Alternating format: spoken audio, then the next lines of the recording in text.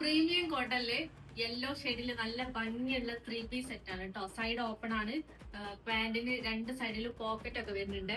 നല്ല ഭംഗിയുള്ള ഒരു പ്രിന്റ് ആണ് കൊടുത്തത്. വീനക്കാണ്. വീനക്കാണെങ്കിൽ നല്ല വൃത്തിയുള്ള ഒരു വീനക്ക കണ്ടോ.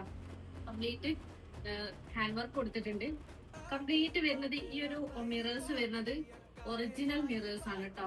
മറ്റേ ആ ഒരു പേപ്പർ മിറർ അല്ല.